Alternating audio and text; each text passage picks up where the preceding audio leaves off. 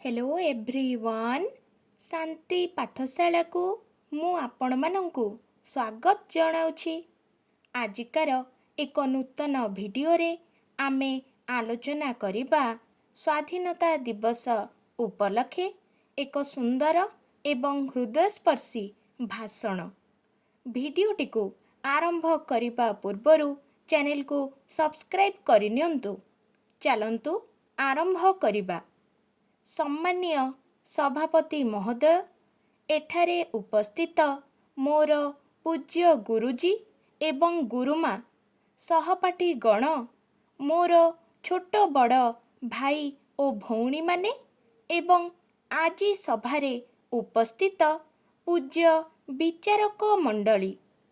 आजी हेउछि अगस्ट 15 तारिख स्वाधीनता दिवस। एही दिवस उपलक्षे मते किछि कहिबार सुजोग मिलिथिबारु मु निजको धन्य मने करूअछि। मनीष सर्वदा स्वाधीन जीवन यापन पाई सतत प्रयास करिथाए। स्वाधीन शब्दटी समस्तंक पाई स्वागत योग्य। पराधीनता कष्टदायक। जन्म ठारू मृत्यु और मृत्यु ठारू जन्म समस्ते स्वाधीनता चाहंती। आमर प्रिय जन्मभूमि भारत वर्षर समृद्धि और संपदरे प्रलुब्ध होई ब्रिटिश माने वाणिज्य करिबाकू आसी शह शह वर्ष धरी आमको शासन करिथिले। दुर्बलतार सुजोग नहीं दृढ़ एकता अभावरु शत्रु माने भारत को अक्तियार करिनेले। सुजला सुफला स्वर्णप्रसू भारतर जनसाधारण विदेशी कबलरे पड़ी शोषित लांछित एवं अपमानित होइथिले। इंग्रेज माने चाहिबा मुताबक भारतीय मानंकु निजर कृतदास रूपे काम कराउथिले। आमको निर्यातना देउथिले। 1757 मसीहार पलासी युद्ध, 1774 रे बक्सार युद्ध परे भारत छिन्नमस्ता होई गला। जेउ मुंड ऊर्ध्वमुखी थिला से अधमुखी होई गला। 1817 मसीहारे प्रथमे विप्लवर स्वर तोली बक्सी जगबंधु और जय राजगुरुंक नेतृत्वरे संगठित हेला पाइक विद्रोह।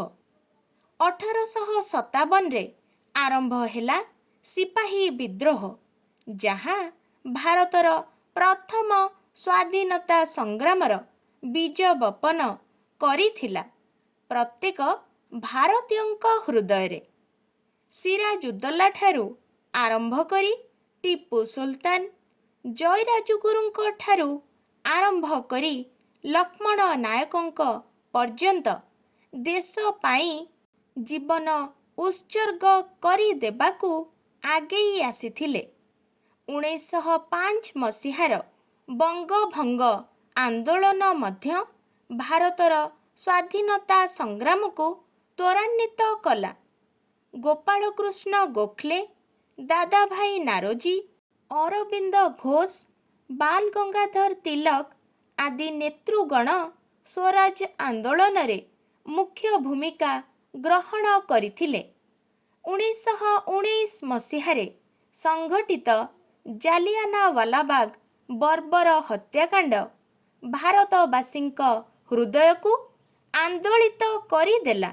तेणु 1921 मसीहारे समग्र भारतवासी गांधीजींक असहयोग आंदोलन रे जोग देले। गांधीजी भारतीयों को उद्बोधन देई कहिथिले, independence is our birth right. स्वाधीनता मनीषर जन्मगत अधिकार।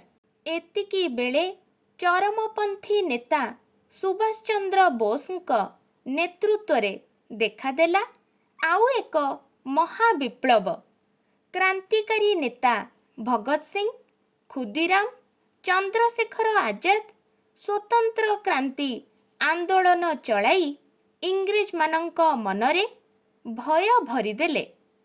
ଜବାହରଲାଲ ନେହେରୁ, ବାଲ ଗଙ୍ଗାଧର ତିଲକ, ସର୍ଦ୍ଦାର ପଟେଲ, ଲାଲା ଲଜପତ ରାୟ ଆଦି ସ୍ୱାଧୀନତା ସଂଗ୍ରାମରେ ଆତ୍ମଝାସ ଦେଇଥିଲେ।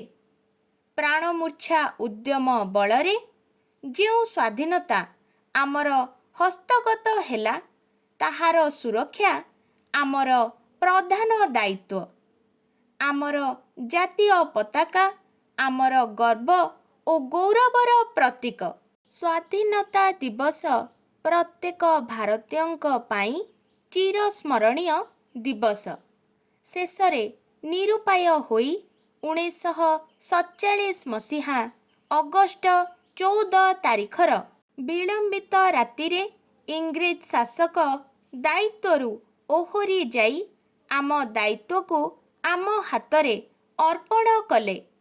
ଅଗଷ୍ଟ 15 ତାରିଖର ସକାଳ ଆକାଶରେ ଆମେ ଦେଖିଲୁ ସ୍ୱାଧୀନ ଭାରତର ପ୍ରଥମ ସୂର୍ଯ୍ୟୋଦୟ। ପରସ୍ପର ମଧ୍ୟରେ ଭେଦଭାବ, ହିଂସା, ଦ୍ୱେଷ, ରାଗ ରୋଷ ଭୁଲିଯାଇ ମାତୃଭୂମିର ସେବା କରିବା ଆମର କର୍ତ୍ତବ୍ୟ। ଏତିକି କହି ମୁଁ ମୋର ବକ୍ତବ୍ୟ ଶେଷ କରୁଛି। ଜୟ ହିନ୍ଦ।